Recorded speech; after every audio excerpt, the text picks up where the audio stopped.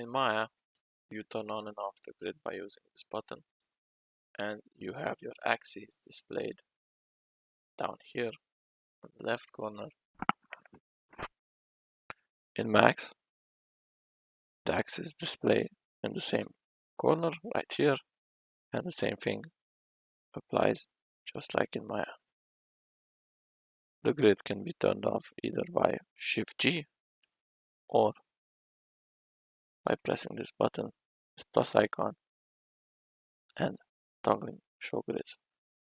In Blender, the grid and the axes are visible and infinite by default.